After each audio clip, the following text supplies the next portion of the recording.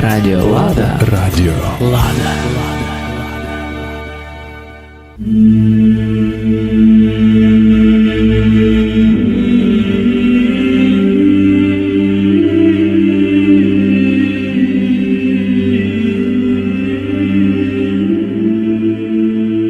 В мір прийшов наш Спаситель Христос і Господь, і відкрив перед нами подлинну духовність, за яку говорив, за яку навчав. І нині євангельські слова Його звучать так актуально, як ніколи. А іменно, нині маса людей говорять, що не важно, у яку релігію войти, не важно. Можна і в індійського гуру навчитися, може і в китайських філософів навчитися. То єдно. Однако Господь благословляє нам знати правду євангельську. І так, каже Господь, навчає апостолів, взираючи на то, як пастир місцевий заганяє отару овець у кошару, закриває з ними двері, а пак рано приходить і двері відкриває, дає голос вівцям, а вони нараз веселі радосні.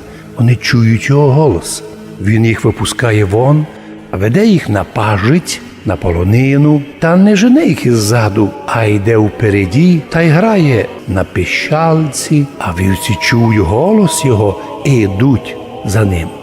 За чужим не йдуть, бо, не знаючи його голоса, бояться, одбігають і не є стройності у їх рядах. В Євангелії від Іоанна у 10 главі читаємо слова Христові. Амінь, амінь, глаголю вам. Хто не дверями входить во двор овчий, а перелізає інде, тот є злодій і розбойник.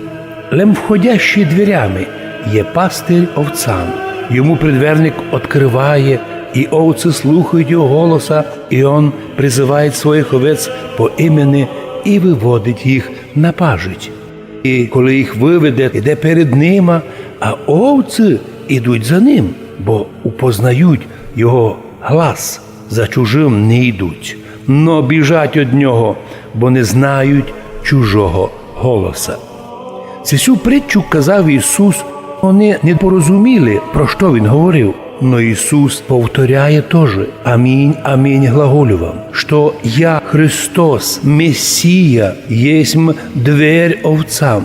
Всі, кілько до мене приходили, то були злодії розбойники, но не послухали їх овці. Аз єсмь двері. Мною хто внійде, той спасеться, і войде, і вийде, і пажить найде. Чому же істинний пастир така удачна, благословенна картина для притчі? Да тому, що обично злодії приходять бо украсти, вбити, поубити. Христос, Господь, Месія прийшов, щоб подарувати людям життя вічне.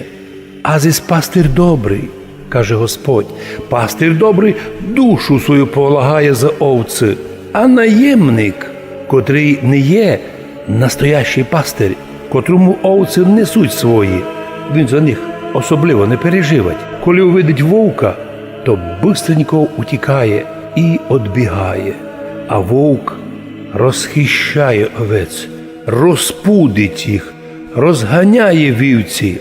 А причина в тому, що наємник біжить, бо наємник єсть і не радить, не старається, не переживає за овці. Аз єсмь пастир добрий, каже Ісус, і знаю моїх, і мої знають мене. І як знає мене Отець, так і я знаю Отця, і жизнь полагаю за овець. І в завершення євангельського чтення говорить: суть у мене і другі овці, котрі несуть із цього двора, но й тих ми подобає привести на пажить, і вони услышать глас мой, і вже тоді буде єдно стадо і єден пастир. Потому мене любить Отець, що я віддаю живот свой, щоб опять прийняти його. Ніхто не однимає його у мене, но я сам віддаю його.